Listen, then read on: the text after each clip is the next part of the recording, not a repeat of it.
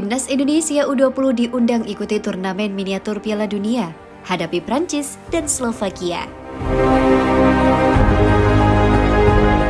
Timnas Indonesia U20 mendapatkan undangan untuk mengikuti turnamen bertitel Costa Calida Region de Murcia Football Week pada 14 hingga 22 November 2022 di Murcia, Spanyol. Costa Calida Region de Murcia Football Week akan diikuti oleh 10 negara yang sebagian menurunkan tim U20. Turnamen ini layak disebut sebagai miniatur Piala Dunia U20 di mana Indonesia berstatus tuan rumah pada tahun 2023. Karena pesertanya memang punya kualitas Piala Dunia.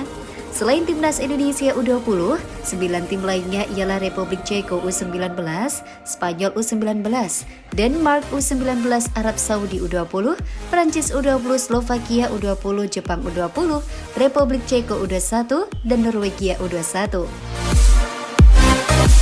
Pinata Arena, pusat sepak bola profesional di Spanyol yang menjadi venue turnamen, mendeskripsikan Costa Calida Region de Murcia Football Week sebagai miniatur Piala Dunia sebelum Qatar 2022. Timnas Indonesia U20 kebagian jatah bertanding 2 kali di Costa Calida Region de Murcia Football Week. Skuad Garuda Muda akan menghadapi Prancis U20 pada 17 November 2022 dan Slovakia U20 2 hari kemudian. Piala Dunia kecil di Pinatar Arena sebelum Qatar 2022.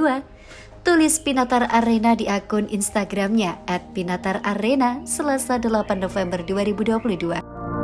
Selama November 2022, Pinatar Arena terus mengonsolidasikan sebagai pusat sepak bola internasional pada awal kampanye musim dingin. Yang dalam beberapa minggu mendatang akan ada pengumuman banyak klub yang akan mengadakan pramusim yang tidak biasa di San Pedro del Pinatar karena Piala Dunia 2022. Lanjutnya, Pinatar Arena adalah stadion yang terletak di San Pedro del Pinatar, Murcia dengan kapasitas 3.000 penonton. Timnas Indonesia U20 masih berada di Turki untuk menggelar TC hingga 15 November 2022 sebelum melanjutkan training center ke Spanyol. Skuad Garuda Muda telah melahap 5 uji coba di Turki dengan meraih 3 kemenangan atas Çakallıspor 2-1, Moldova U20 3-1, dan Antalyaspor U20 3-2.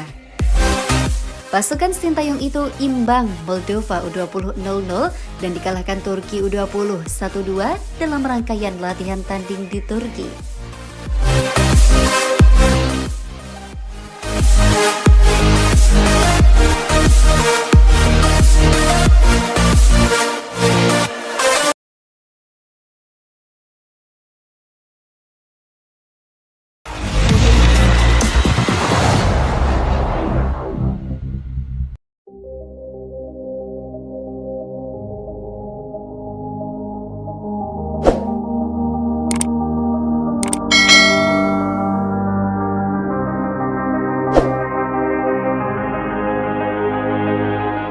Naturalisasi Jean Pieter-Nama disetujui. Media Vietnam anggap Timnas Indonesia pasang ambisi besar di Piala AFF 2022. Skuad Timnas Indonesia diprediksi bakal menjadi tim yang memiliki pertahanan terbaik di antara negara-negara yang tergabung di ASEAN atau Asia Tenggara. Media Vietnam The Tau 247 menganggap Timnas Indonesia memasang ambisi yang besar di Piala AFF 2022. Pernyataan itu dilontarkan pasca proses naturalisasi Jean Pieter-Nama disetujui DPR RI. Tak hanya itu, The Tau 247 juga yakin proses naturalisasi Jean Pieter-Nama akan langsung sesegera mungkin demi bisa tampil di Piala AFF 2022.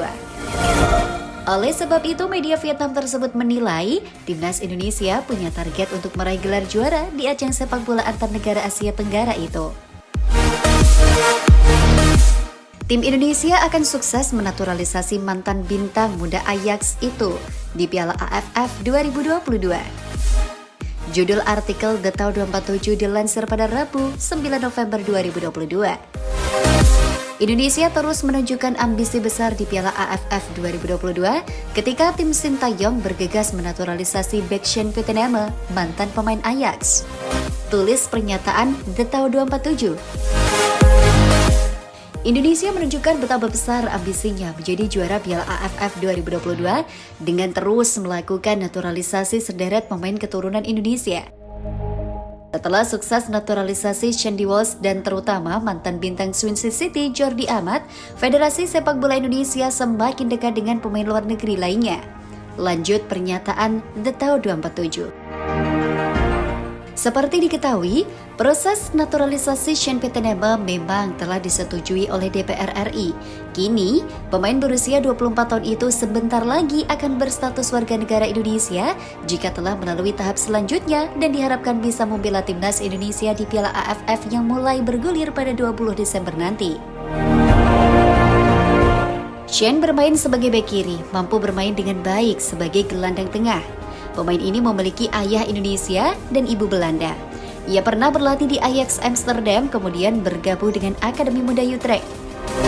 Saat ini, Petenema bermain di Norwegia untuk klub Viking FK. Akan tetapi, hal tersebut belum pasti terjadi di Piala AFF 2022. Hal itu dikarenakan Shandy Walsh, Jordi Amat, dan Sean Petenema belum melakukan sumpah kewarganegaraannya. Yang paling memungkinkan untuk diambil sumpahnya hanya Shandy dan Jordi saja. Sementara Shane masih akan menghadapi beberapa proses lagi sebelum mengucapkan sumpahnya sebagai warga negara Indonesia.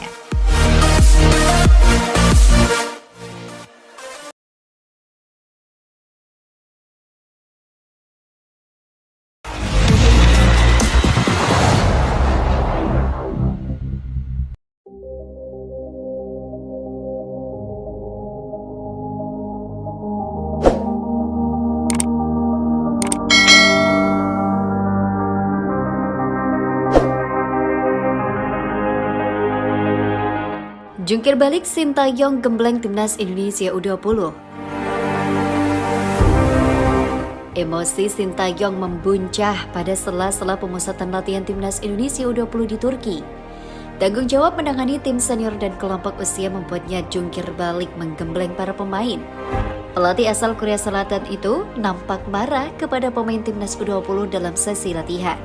Penyebabnya lantaran Marcelino Ferdinand dan kawan-kawan tidak bergerak sesuai arahannya. Sintayong menyemprot para pemain yang enggan berusaha merebut bola ketika lawan mengendalikan permainan. Tak ayal mentalitas pemain yang dianggap pasif berbuah kata-kata pedas dari lisan Sintayong. Malas-malasan semua, kata Sintayong sambil menunjuk-nunjuk pemain. Mantan pelatih timnas Korea Selatan di Piala Dunia 2018 itu seakan tak peduli dengan statistik impresif timnas U20 selama TC di Turki. Sintayong selalu menyoroti titik lemah Ronaldo Kuateh dan kawan-kawan.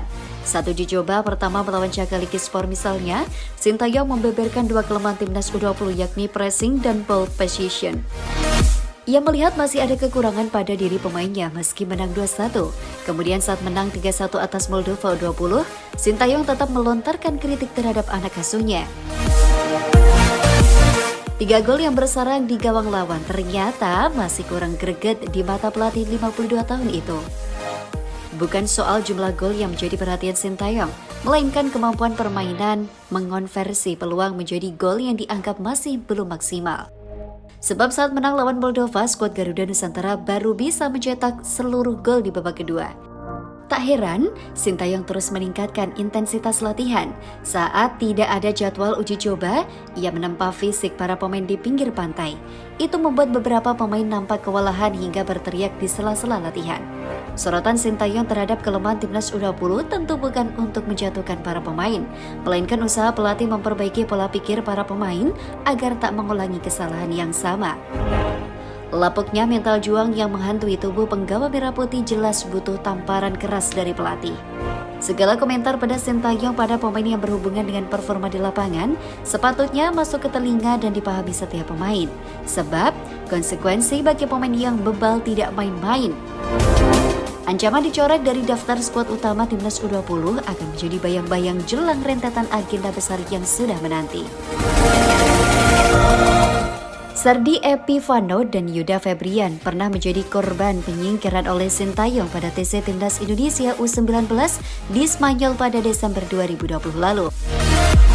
Kedua pemain itu dicoret dari daftar pemain TC Timnas U19 karena terlambat latihan akibat dugem. Sintayong juga pernah mencoret Ahmad Afrizal dan Nur Hidayat Haji Haris akibat tindakan indisipliner. Terlambat datang latihan menjadi alasan Sintayong memulangkan kedua pemain itu.